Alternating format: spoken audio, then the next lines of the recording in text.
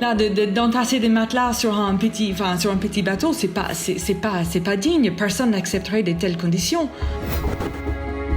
Pendant plusieurs semaines, plusieurs centaines de personnes étaient détenues arbitrairement au large de Malte, sur des bateaux, mais pas n'importe quel bateau, c'est des bateaux de tourisme, qui est prévu pour faire des excursions à la journée pour visiter les côtes. Ce n'est pas un lieu de vie, c'est pas un lieu où les personnes peuvent vivre, peuvent rester pendant plusieurs semaines. Donc des conditions, comme on peut imaginer, étaient épouvantables sur place.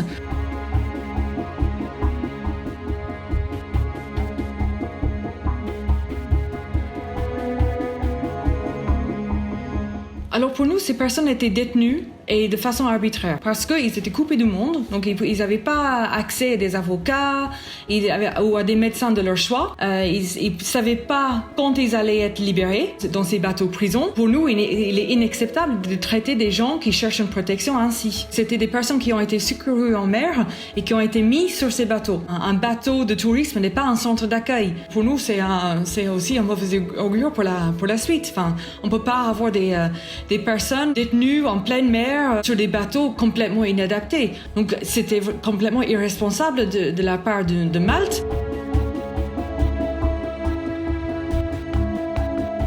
Le prétexte de coronavirus a été utilisé. C'est comme cela que Malte a justifié de garder ces personnes sur les bateaux. Mais ce n'est pas une solution. Là, on est aussi en crise sanitaire où chacun devrait respecter des gestes barrières, ce qui est impossible là où on vit dans toute promiscuité avec plusieurs centaines de personnes sur ces bateaux. On trouve que c'est un détournement de la pandémie actuelle. On aurait pu imaginer que des personnes débarquent, qu'ils soient accueillis dans des centres, qu'ils respectent une quarantaine comme toute autre personne, et puis après qu'ils voient leur demande d'asile traitée dans des bonnes conditions. Et il n'était pas question de laisser des personnes sur des bateaux inadaptés pendant plusieurs semaines. C'est inacceptable.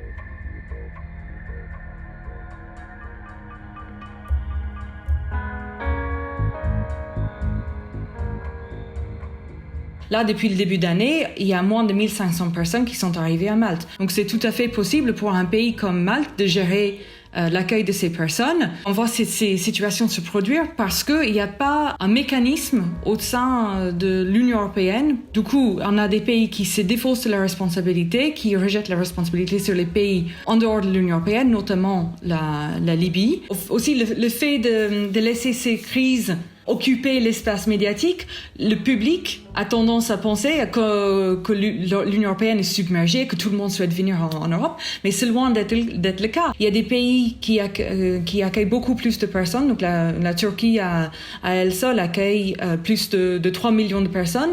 Donc nous, on veut vraiment sortir de ces crises à répétition. Donc on sait qu'il y a un certain nombre de personnes qui vont traverser la Méditerranée. Les pays européens, ils peuvent prévoir leur accueil. Donc ça veut dire que chaque pays sait qu'ils peuvent recevoir une partie de ces personnes, ils peuvent l'organiser et ça pourrait bien se passer. C'est tout à fait gérable pour l'Union européenne. De voir en Europe qu'on n'est pas capable de s'organiser pour accueillir 400 personnes, c'est pitoyable.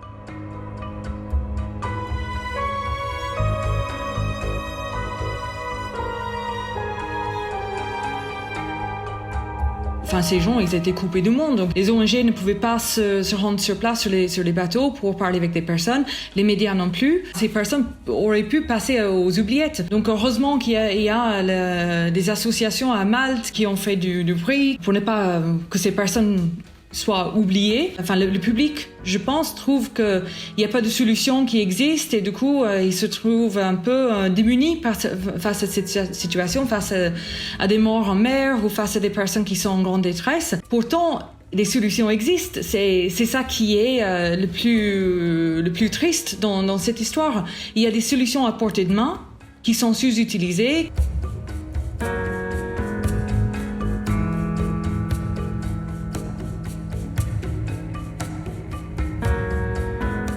Déjà, il faut que les pays frontaliers acceptent d'assumer leurs responsabilités vis-à-vis de ces personnes et les accueillent. On a besoin d'une solidarité européenne. Donc, on a eu un début d'accord au sein de l'Union européenne pour mettre en place un mécanisme de solidarité pour accueillir ces personnes, mais on voit aujourd'hui ça ne marche pas. Et là, la crise qu'on vient de vivre, c'est loin d'être un cas isolé. Il faut de la volonté politique, il faut un peu de courage.